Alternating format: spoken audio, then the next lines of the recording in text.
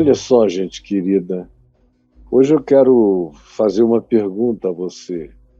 E a pergunta é essa que vai aparecer aí: quem é o joio e quem é o trigo?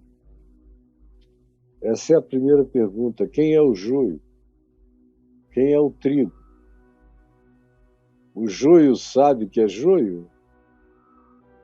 O trigo sabe que é trigo? E mais ainda, em que ambiente é que o joio e o trigo aparecem? A segunda pergunta é essa: em que ambiente o joio e o trigo aparecem? E a pergunta que também foi feita pelos discípulos foi: Senhor, tu não semeaste o trigo? De onde, pois, vem o joio? De onde vem? As tuas mãos carregam essa ambiguidade, essa ambivalência. Das mesmas mãos procedem o trigo que alimenta o mundo e o joio, que é uma ilusão, que é um engano, que é só palha, que não deixa absolutamente nada como fruto para a vida. De onde procedem? Será que da tua fonte jorra o que é doce e o que é amargoso? É das tuas mãos que procede de um lado o trigo, de outro lado o joio? Nós não entendemos essa ambivalência. É a pergunta que os discípulos fazem quando ouvem a parábola do joio e do trigo, que está aqui, narrada nos primeiros versos desse capítulo 13, a partir do verso 24, quando Jesus conta a história. E a história é de um homem que tinha o seu campo, seus servos, e plantava trigo. Só que na hora da colheita, apareceu algo que é completamente semelhante. É gêmeo. Para quem olha de fora, para quem olha de longe, parece que uma coisa é indiscernível em relação à outra, porque o olhar externo, o observador, aquele que dedica a sua intenção de discernimento para fins de separação, não consegue perceber o que é joio e o que é trigo até chegar a hora da frutificação, até chegar o tempo da consumação. E a consumação se manifesta com a definição da frutuosidade. O trigo produz o seu fruto, que vai se transformar em alimento, a começar do pão e as variadas formas de alimento que vêm nutrindo os humanos durante milênios e milênios. Já o joio não presta para nada. O joio é para fazer fogo, e fogo rápido. Fogo que acaba e passa, é palha. É altamente combustível, incendiável, e não produz nada além de fogo, não dá fruto, não alimenta, não serve para o sustento, não produz, não tem utilidade, só ocupa o chão, só tira o lugar de realidades produtivas, generosas como o trigo. Mas fica ali, ocupando espaço. E Jesus diz na parábola que quando o trigo e o joio começaram a crescer juntos no campo, e eles suspeitaram que tinha uma coisa errada, que provavelmente fosse joio misturado, entrelaçado, porque não havia uma parte do campo que era só trigo e uma outra parte que era só joio. Não, eles se entremeavam, eles se misturavam. Havia trigo crescendo no meio do joio, e joio improdutivo crescendo e confundindo no meio do trigo, de modo que a coisa mais fácil era, na intenção de tirar o joio, alguém equivocado, apressadamente, viesse arrancar também o trigo. E alguns trigos, alguns pés de trigo iriam se perder. E aí o dono do campo, quando os discípulos perguntam: tu não queres que a gente separe o joio do trigo? Porque essa é uma grande tentação, especialmente para quem supostamente cuida do campo. É separar, é dizer: aqui está o trigo, aqui está o joio, e servirem eles próprios de juízes escatológicos, por assim dizer, arrancando definitivamente o que eles julgam ser o joio.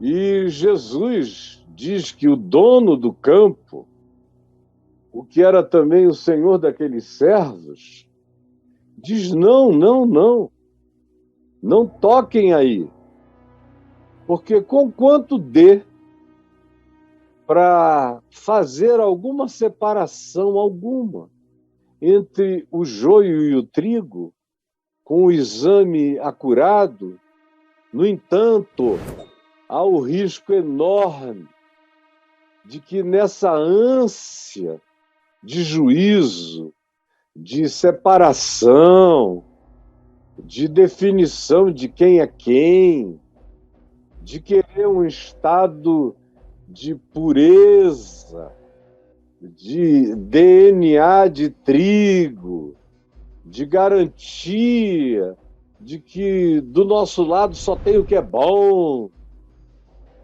Vocês não venham nessa ânsia precipitada e na intenção angustiada e às vezes até arrogante na presunção, não venham buscando separar o joio do trigo, não venham a arrancar, junto com feixes de joio, algum trigo.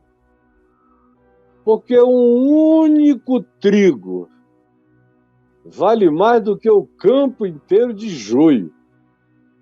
Então, vocês não são as pessoas adequadas. E essa hora, esse momento, que é um momento de espera, onde a vida não está madura, onde as realidades últimas, as dimensões últimas, ou seja, escatológicas, que são aquelas coisas relacionadas aos últimos acontecimentos, últimos eventos, últimas constatações, últimas conclusões, últimas aparições, isso é o escatológico. É o que pertence ao escatom, aquilo que carrega o conteúdo das últimas coisas. Então, antes que chegue o escatom, vocês vão cometer muitos erros. Na pressa, na arrogância antecipadora de juízo, vocês vão projetar o olhar de vocês, a pressa de vocês, os paradigmas de vocês, e a vida não traz as coisas separadinhas. A existência não se organiza em departamentos, em compartimentos estanques. É o que Jesus está dizendo. Não existe clareza nenhuma nesse tempo, agora ainda, nessa era, durante essa espera, onde o dia da colheita não chegou, ainda se está no tempo do crescimento simultâneo e paralelo, ainda se está no curso da história, onde cada um vai desenvolvendo a sua própria natureza.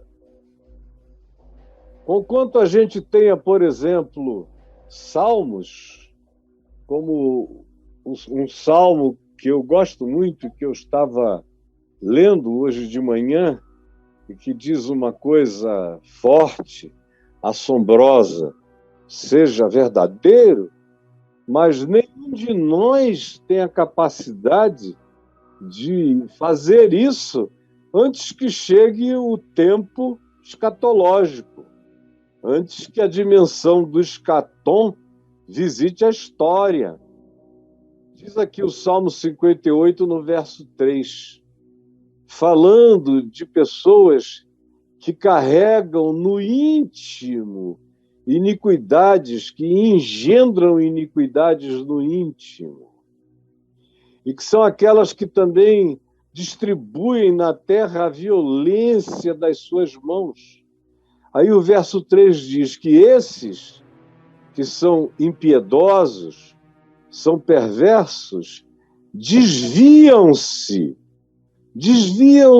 da natureza da verdade, desde a sua concepção. Isso é um negócio violentamente forte. É como o joio, que já é joio desde a sua concepção. A inclinação já está lá. A natureza da não frutuação, da não frutificação de trigo, já é a impotência do próprio joio. Ele existe em estado de mimetismo, de imitação, de assemelhação falsa.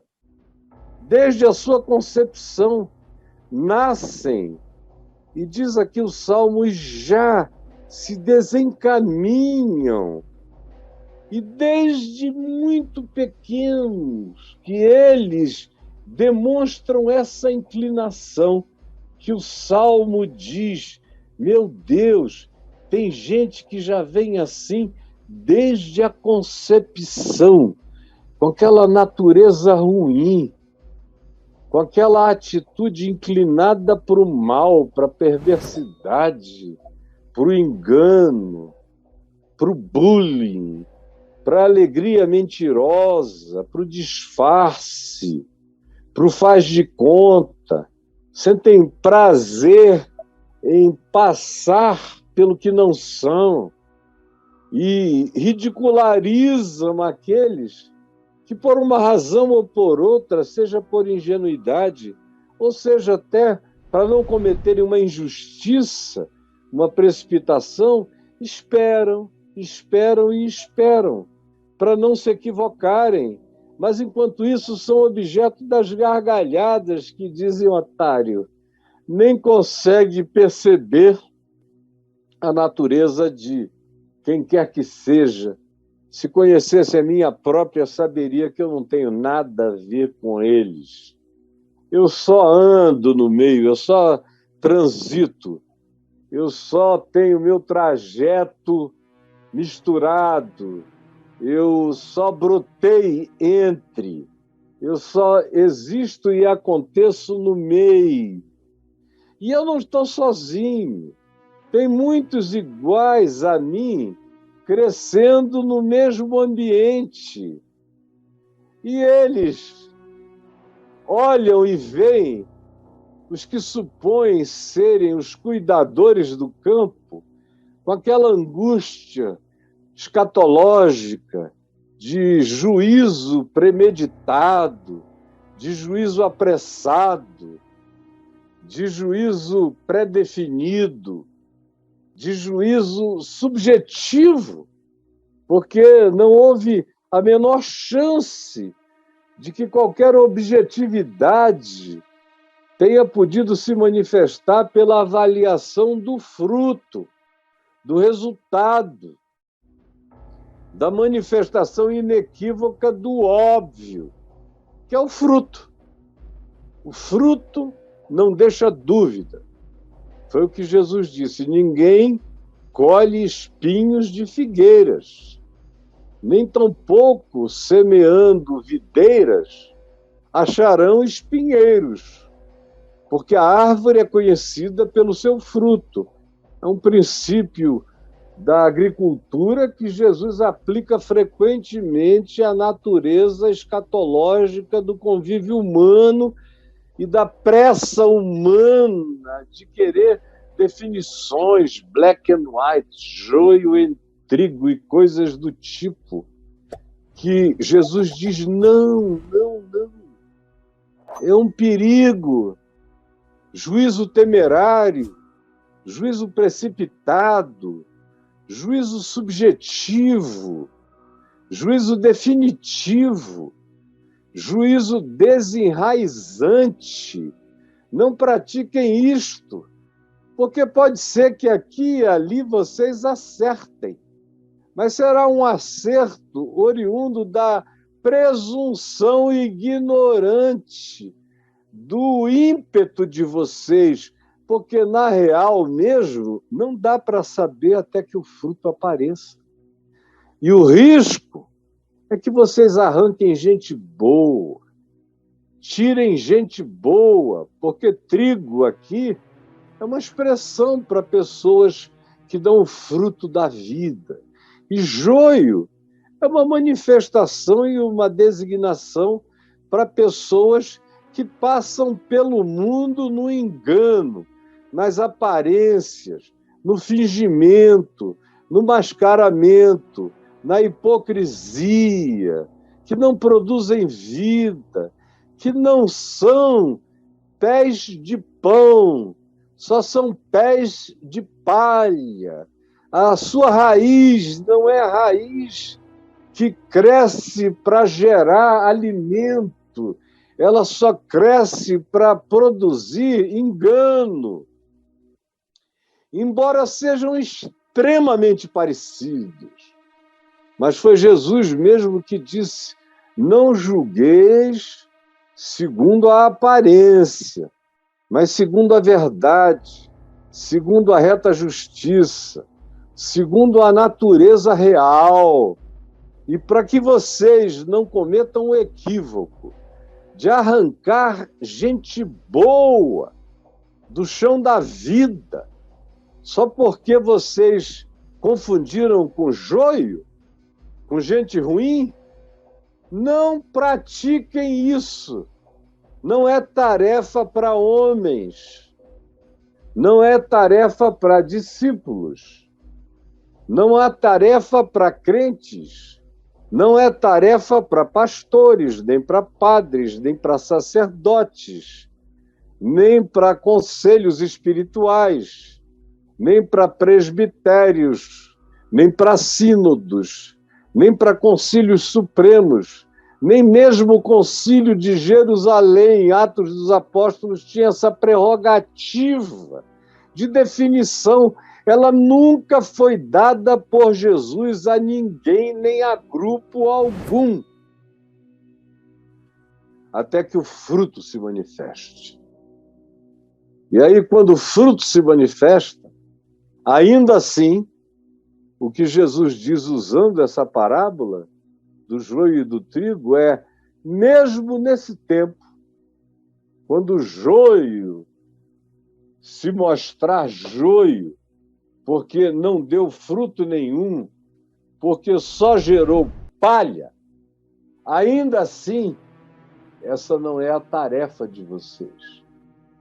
Virão seres de outra dimensão, chamados de anjos, de mensageiros, mas são criaturas divinas, criaturas de Deus, criadas por Deus, antes da nossa criação, antes dos humanos, que não necessariamente habitam a linearidade cósmica do espaço-tempo, muitas vezes são seres multidimensionais e de outras dimensões, que têm os seus próprios nomes para Deus, mas os apelidos humanos dados divinamente a eles, por causa da basicalidade do entendimento humano, é apenas esse nome de mensageiros, anjos, mas originalmente são levadores de mensagens, carregadores de informação, são comunicadores, fazem esse papel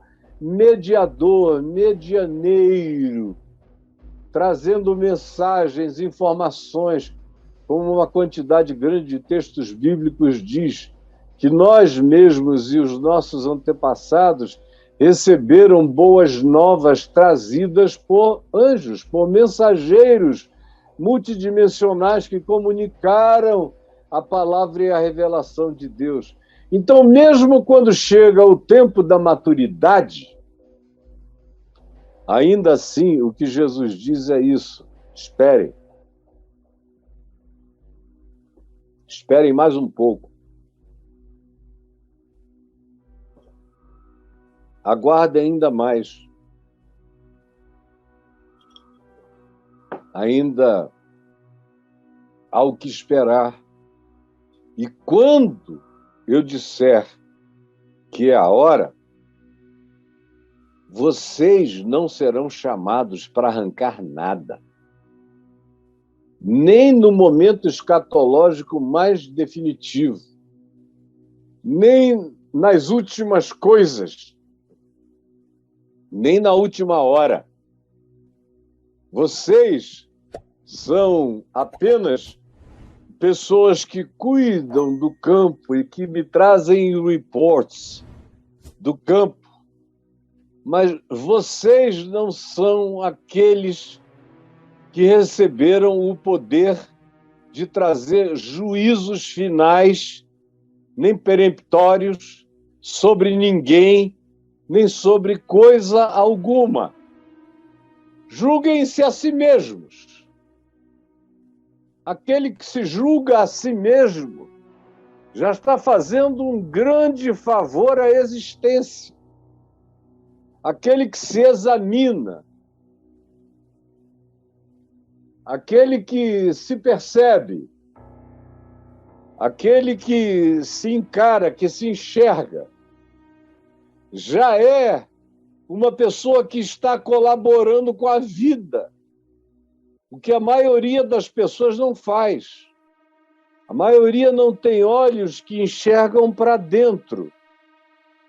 A maioria só tem olhos que enxergam o outro para fora e julgam os outros para o lado de fora.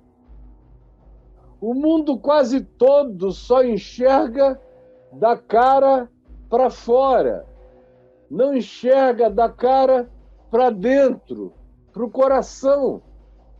Só gente de Deus tem essa disposição de não avaliar a vida por aquilo que conseguem ver do rosto para fora. Esses que são os mais bem preparados para a vida segundo Jesus são os que têm olhos para se perceberem, para se enxergarem. Quem eu sou aqui nesse campo? Eu sou joio ou eu sou trigo? Eu sou joio ou eu sou trigo? Agora, quem tem olhos para dentro se conhece, se percebe, sem presunção nenhuma, porque sabe que ele não se autoplantou, que ele é semeadura divina, se ele é trigo, que ele foi semeado pelo semeador dos semeadores, pela semente divina, pelo sêmen do trigo, a semente que produz a vida. Quem é trigo, olha para dentro de si sem arrogância, com paz, e sabe de onde vem e por quem foi semeado. E com o coração quebrantado, cuida do seu próprio ser, da sua própria natureza, para não vir a cometer nenhum tipo de mimetismo corruptivo, como muitas vezes acontece na botânica.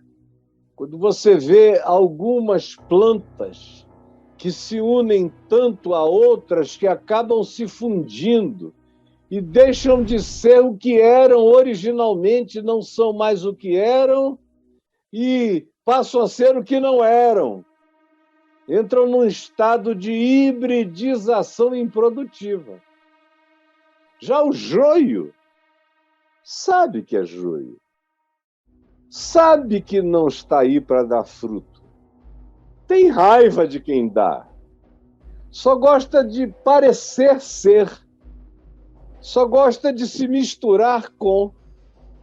Só gosta de estar no meio de. Só gosta de fato, confundir.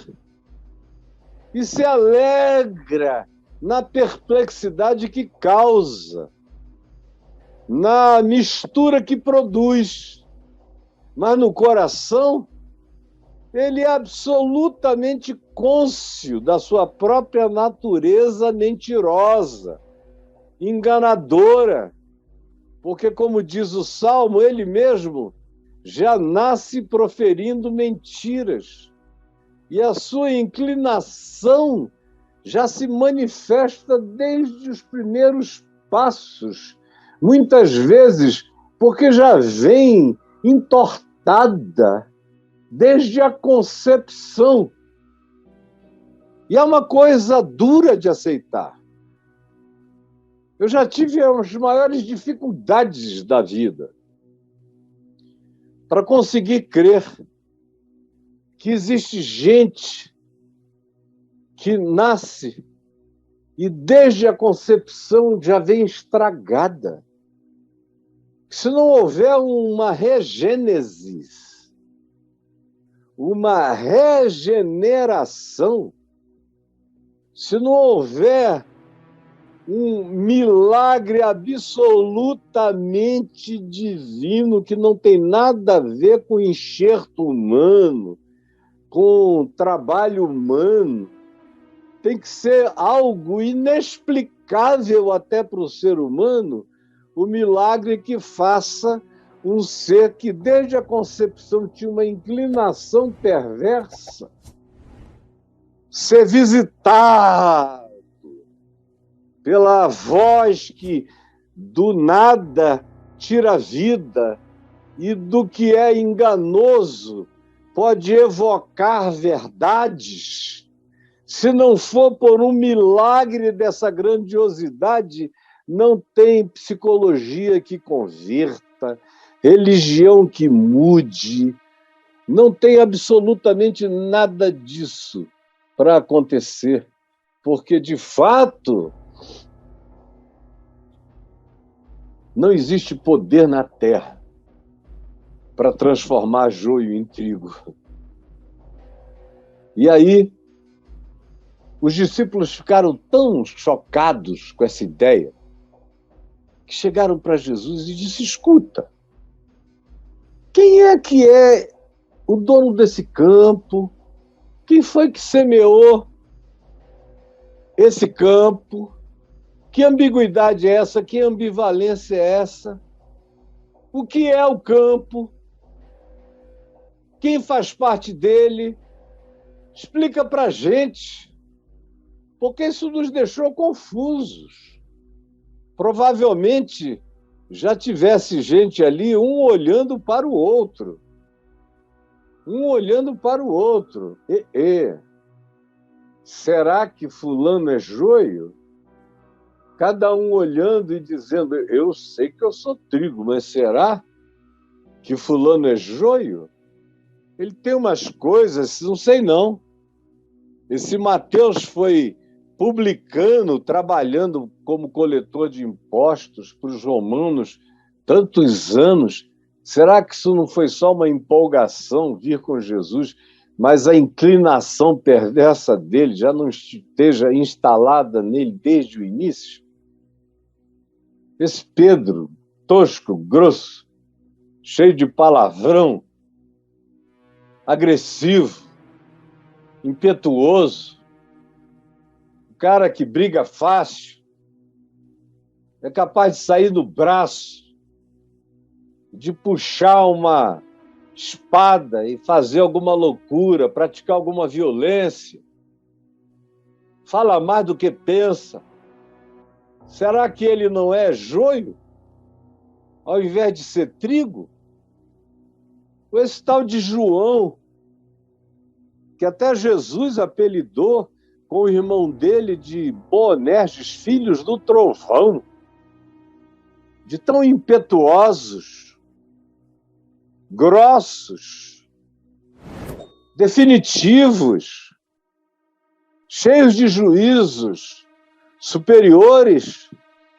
Então começa um a olhar para o outro.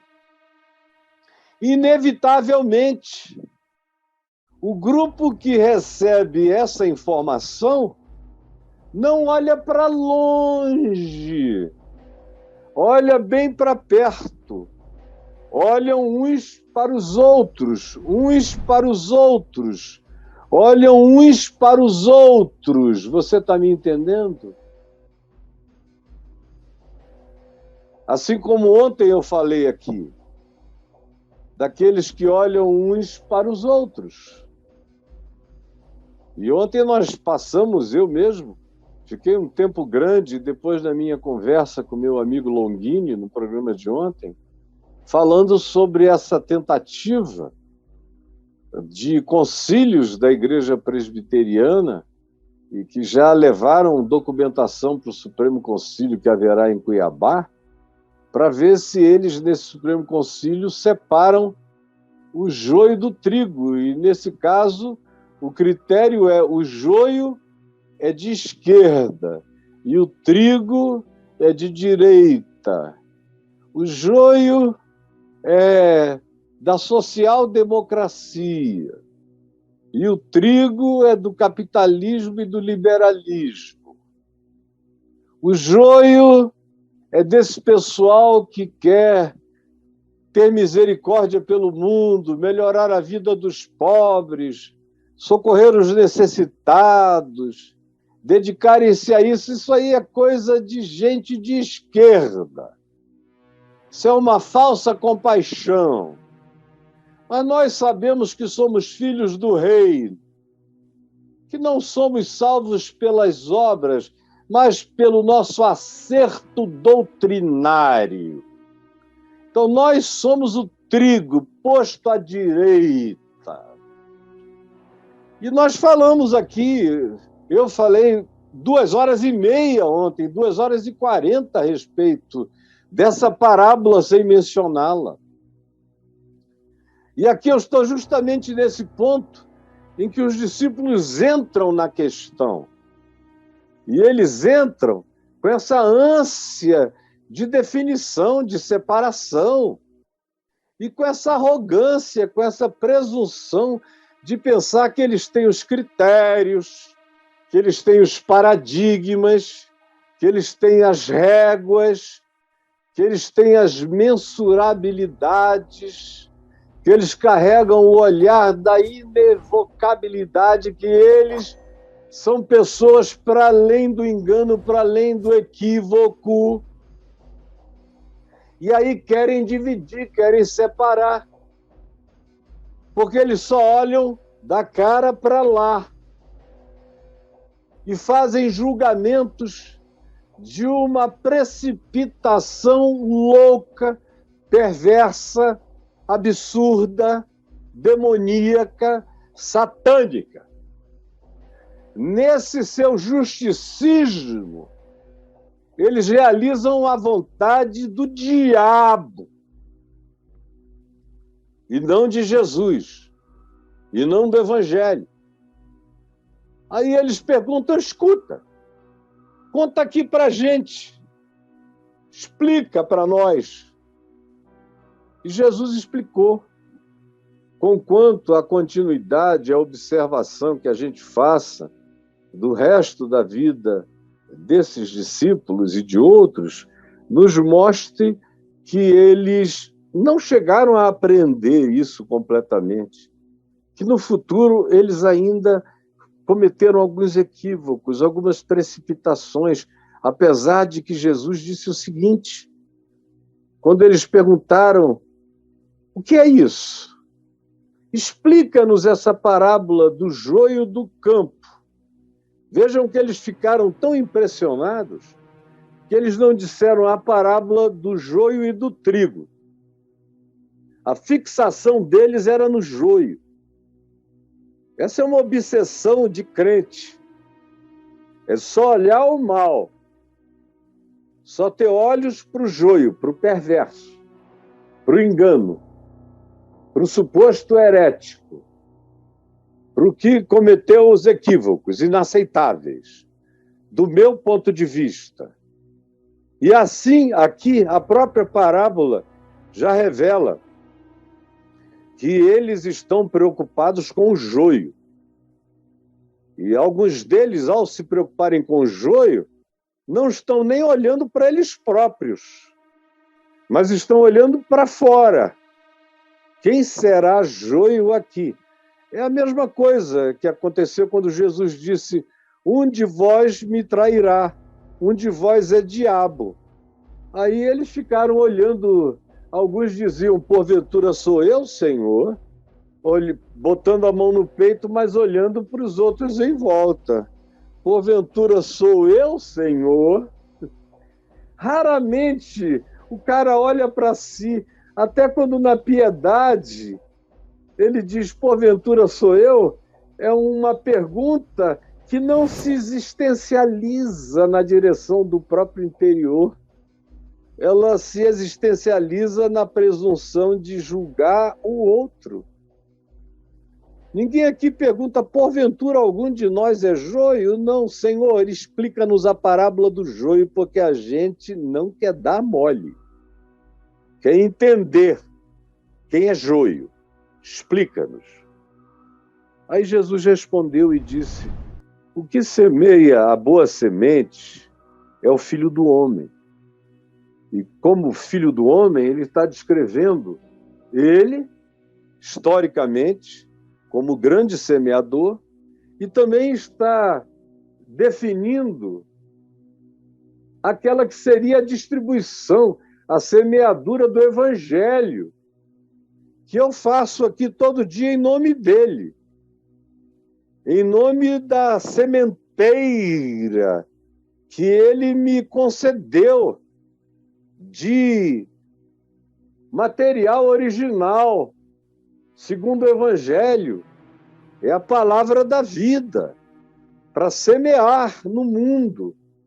Mas ele é o semeador mor.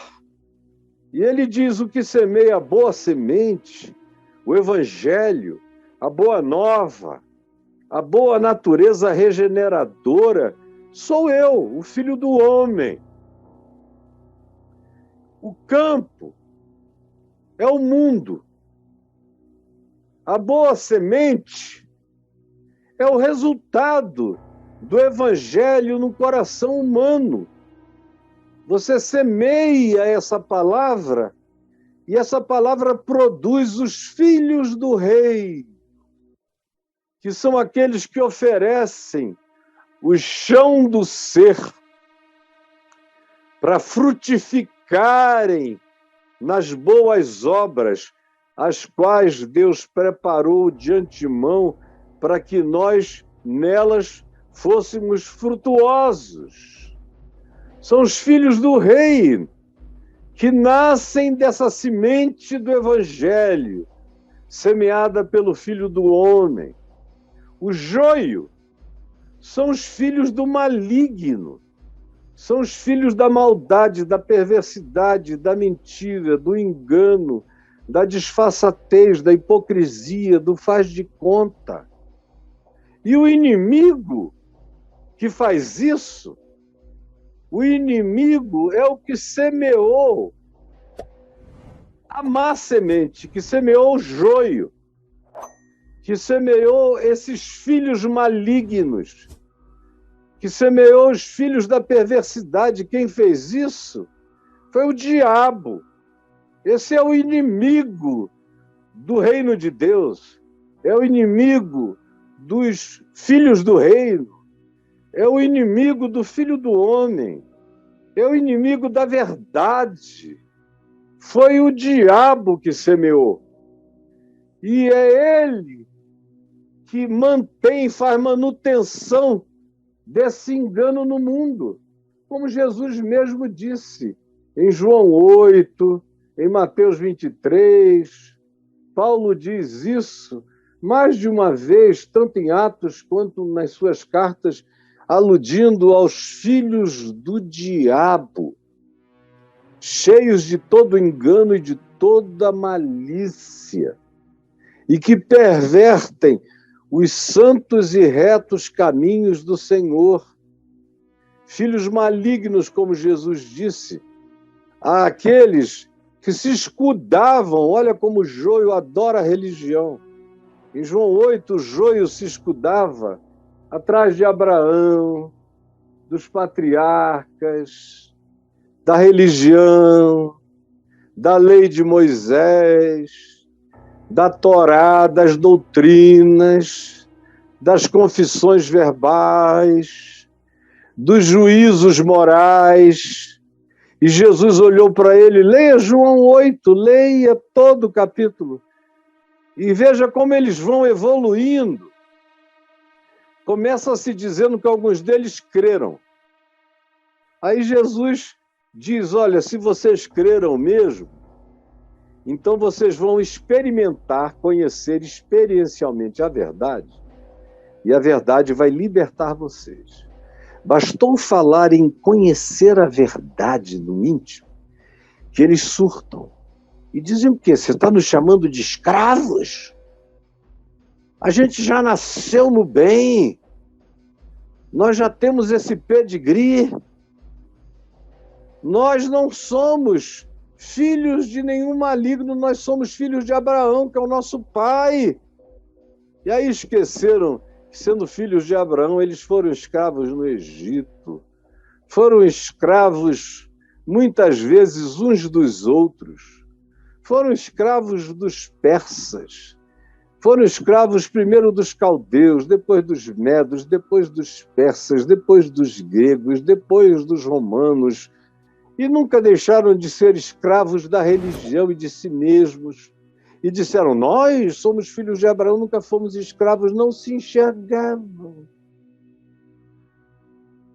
Aí Jesus teve que dizer, vocês, quem dera vocês fossem filhos de Abraão, porque se vocês fossem filhos de Abraão, vocês não quereriam me matar. Vocês não seriam contra o que eu ensino, porque Abraão viu os meus dias e se alegrou e se regozijou. Ao contrário, infelizmente eu tenho que dizer que vocês são filhos do maligno, filhos do diabo, e vocês querem satisfazer-lhe os desejos, que são desejos de ódio. Vocês se identificam com o ódio, com a falta de empatia, com as raivas gratuitas, com as iras, com os apartheids, com as separações. São filhos do diabo. Vocês se identificam com a mentira, com o engano.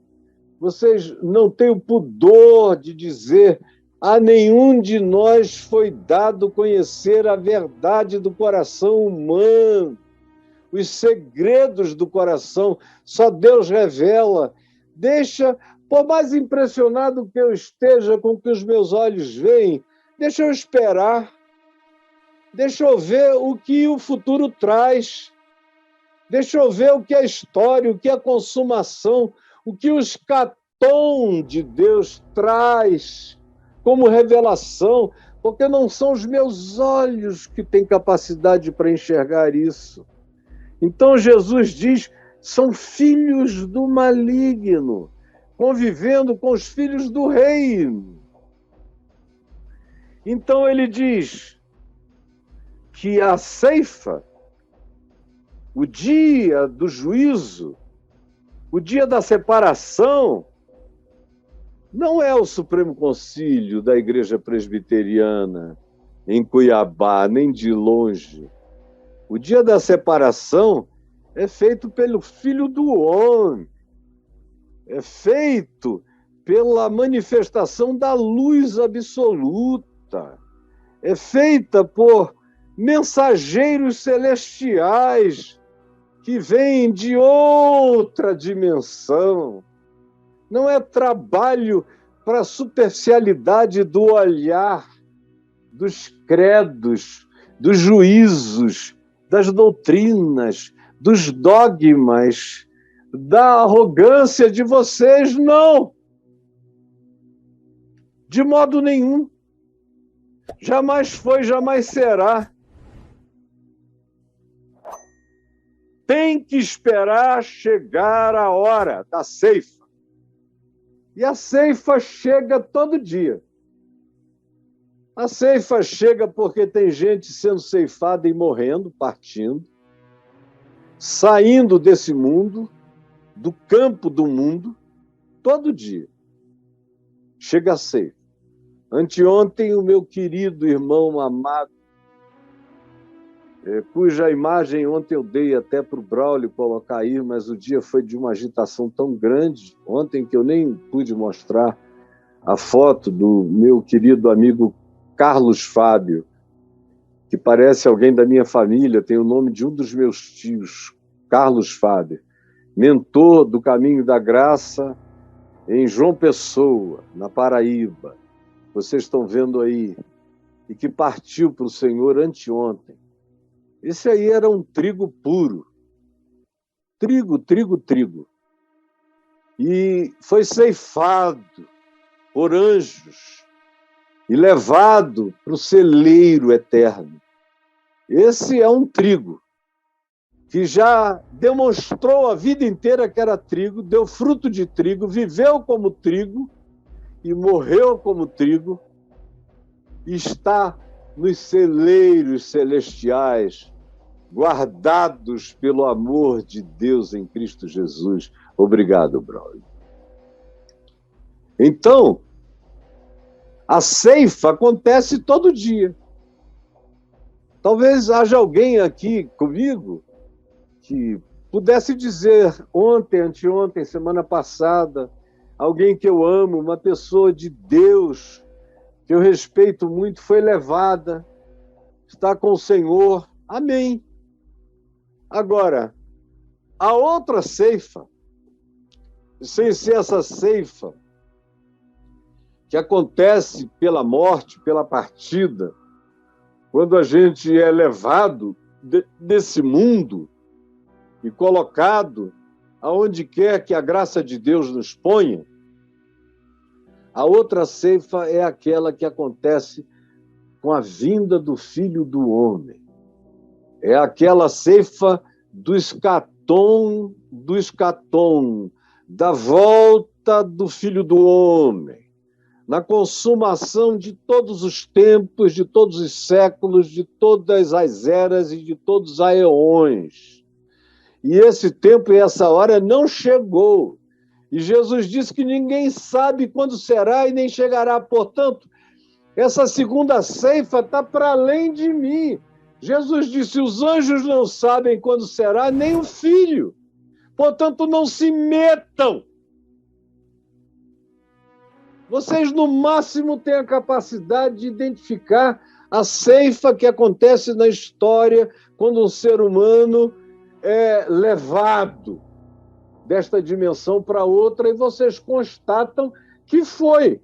E quando é uma pessoa como Carlos Fábio, que deu todo o fruto do trigo e do pão da vida enquanto vivia, sem brincadeira, e ninguém dá fruto do pão da vida morrendo de dor, de câncer, de quimioterapia, de radioterapia, dor, angústia, dando fruto, e parte em paz. Esse é trigo. E as suas obras o declararam e o julgaram. A frutuosidade não deixou dúvida.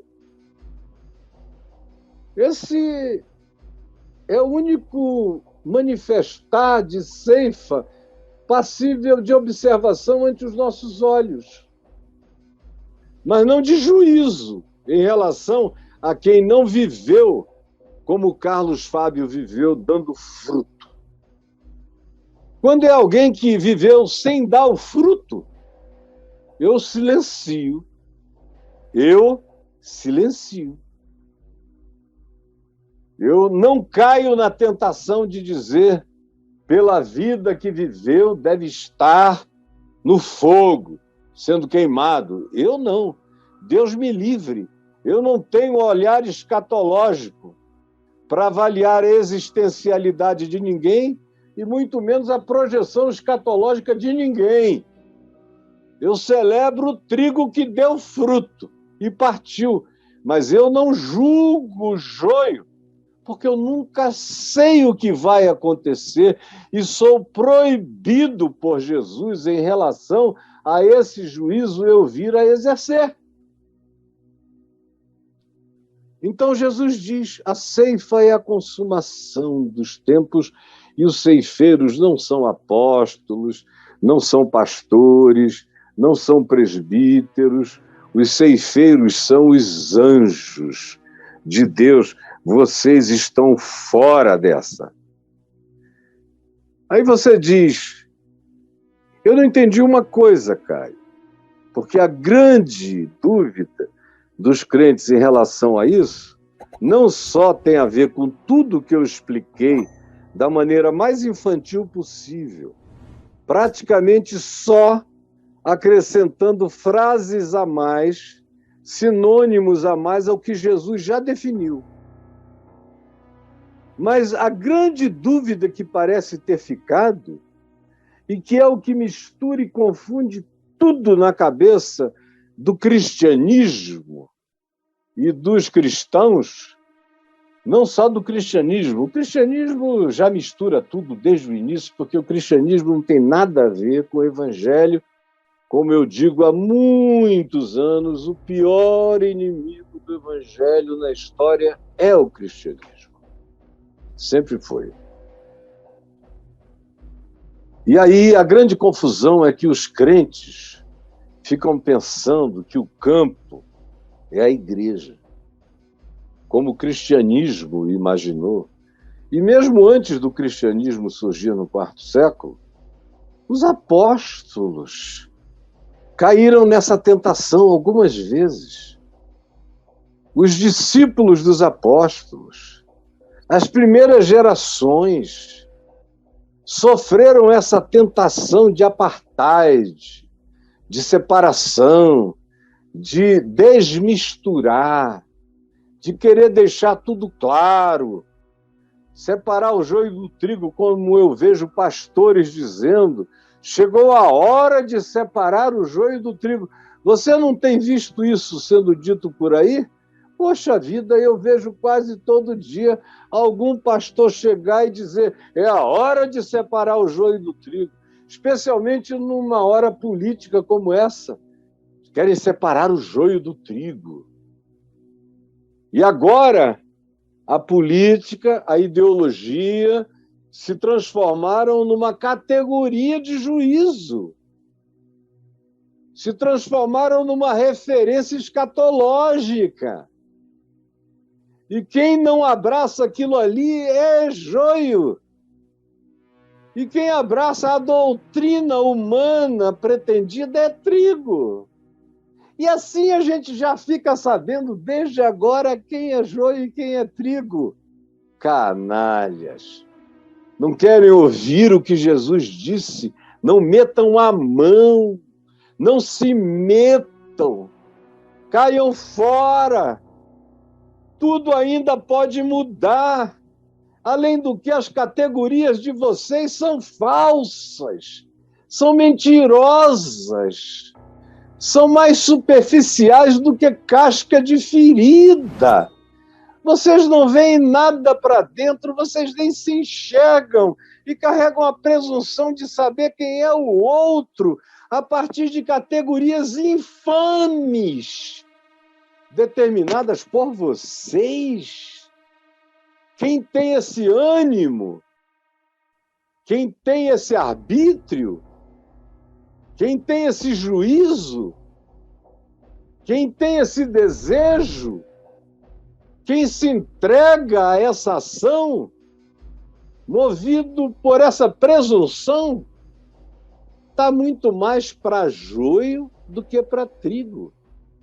A própria iniciativa carrega muito mais o traço, a fisionomia, a postura de quem não dá fruto, mas que quer arrancar quem dá, do que qualquer outra coisa.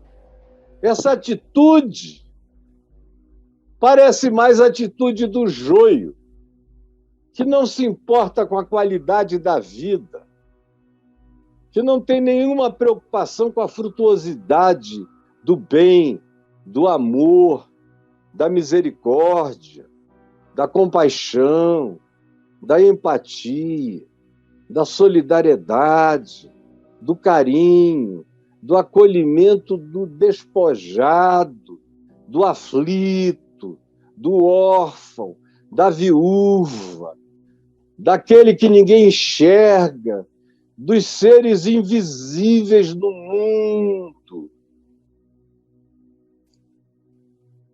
Os entes trigo, naturalmente, são esses que caminham muito espontaneamente na direção da necessidade humana. Os entes joio têm um prazer enorme no julgamento, porque eles não serão descobertos. Eles dizem, eu vou ficar tranquilo aqui, ninguém vai saber quem eu sou mesmo, eu sou a cara do trigo, mas o joio não gosta do trigo. O trigo suporta conviver com o joio, mas o joio adora que surja algum juiz precipitado para arrancar o trigo do chão e sobrar mais espaço para o joio crescer. Quanto mais trigos sejam arrancados do chão do mundo, mais espaço tem para o joio se expandir. E aí a gente vai vendo que quem mais sofre nessas horas é o trigo. E os mais privilegiados nessas horas são os joios. Que o chão é aberto para eles crescerem, se expandirem, na arrogância da sua presunção de juízo sobre a alma do próximo. Mas a pergunta que eu disse que deveria nos vir, porque a não resposta objetiva a ela, e que está dada objetivamente aqui por Jesus, é uma das coisas que mais confundem, é aonde é que a gente encontra joio e trigo. Aí o cristianismo, e eu disse antes do cristianismo, os cristãos, mesmo no tempo e depois dos apóstolos até o quarto século, depois ficou infinitamente horroroso e pior, aí o joio tomou conta e exerceu juízo sobre o trigo, e o trigo foi mandado para calabouços,